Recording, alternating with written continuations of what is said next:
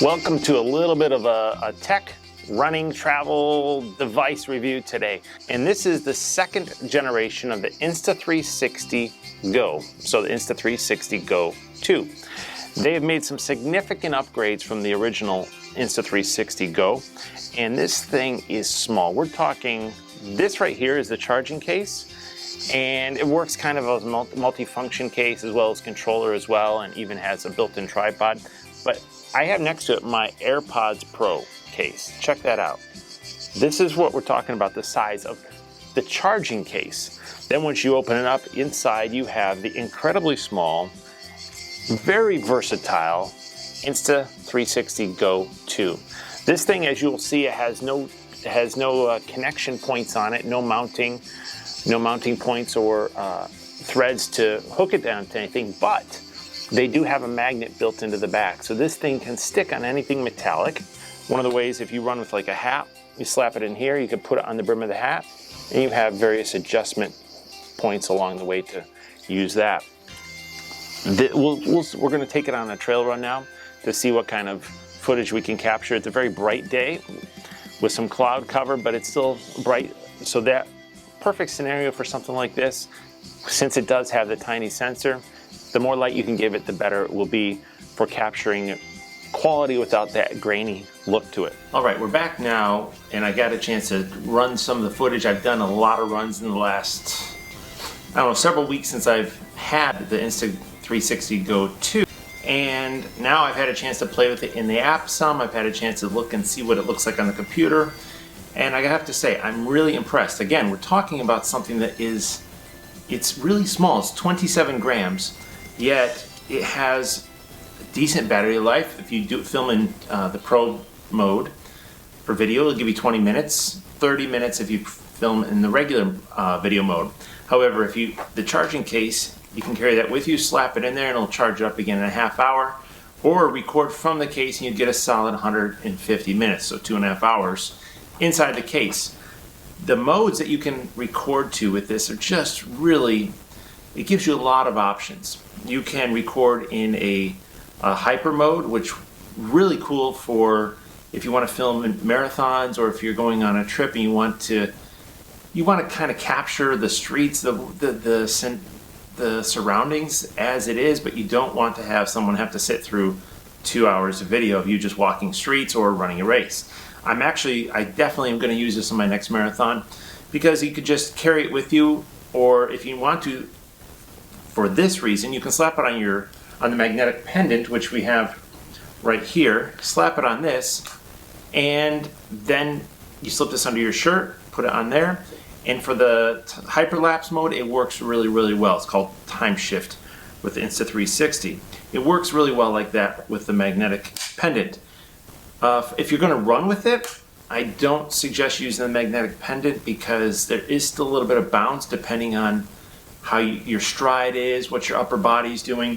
For that, you want to either run with the charging case slash mounting frame, because with it you get the adapter, the mounting adapter down here that you can hook the selfie stick into. And I have the Insta360 X camera, 1X I think it's called, or just the X, and that selfie stick is a good deal longer and a little bulkier for running.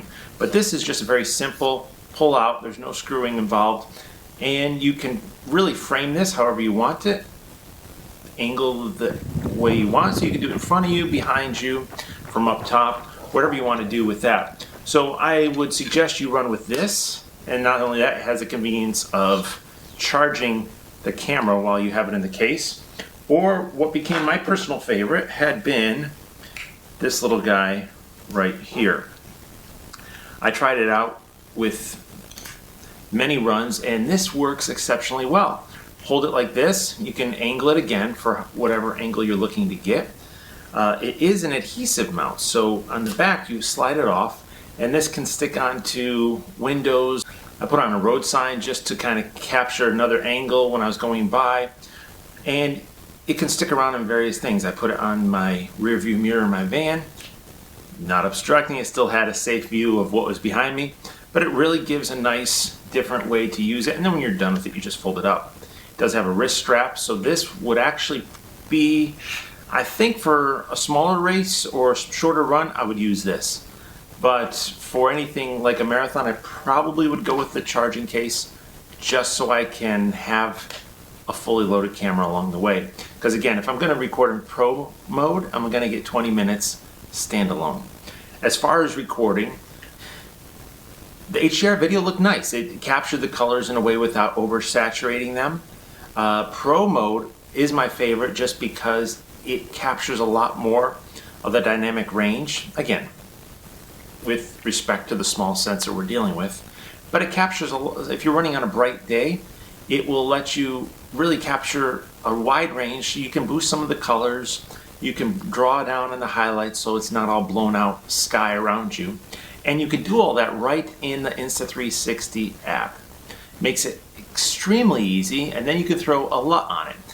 A LUT, what that does, it's basically kind of like a filter that just takes it from an ungraded image and makes it have a little bit more color and draws down the highlights for you. So that's just a click of a button and the built-in LUT will be applied. That's excellent. And you can take photos with it. Another thing I liked was the ease for the photos. You just set up the taps. Again, you have single tap with it off and it will record whatever you have set for that. Double tap, or you turn it on and you have another press or a double press to get a variety of video modes or photo modes available without really having to go through any kind of menu system. It is submersible. You could take it in the water, not the charging case, just the camera down to 13 feet.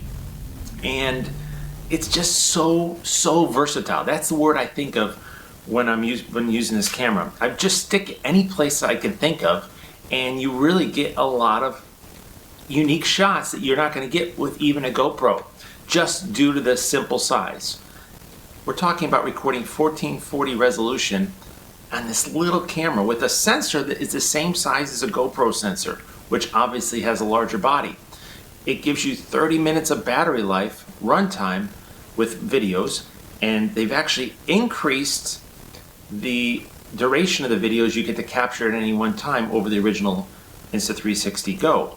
So there's a lot of technology packed into this little camera with a magnet on the back that there's going to be some trade-offs.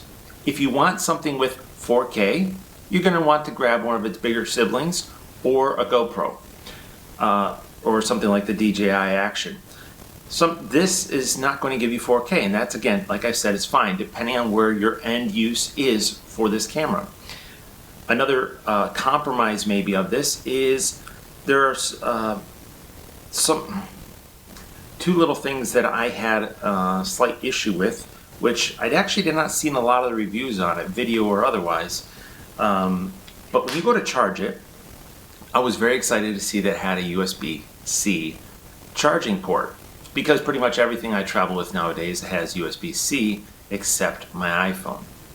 Hopefully Apple will change that sometime soon, but for now, USB-C, I can bring one cable and charge my laptop, my tablet, my camera, my earbuds, pretty much anything. And I was thinking I could do this as well. The problem is, it does not work with a typical USB-C to USB-C cable.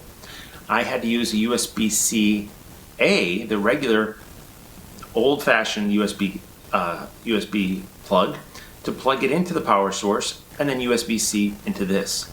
Now that's another cable you're going to have to bring with you when you're traveling.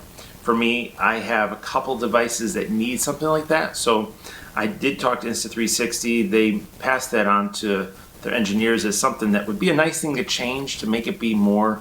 Obviously they had a reason for doing that, but it'd be nice to somehow or another streamline it to make it be a USB-C to USB-C.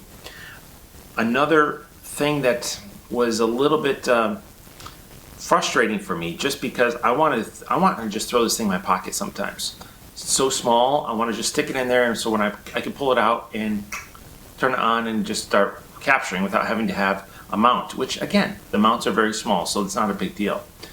But you cannot you can customize this little button here to do any of your taps, your quick tap, 1, 2, When you have it on, you press 1, you press 2.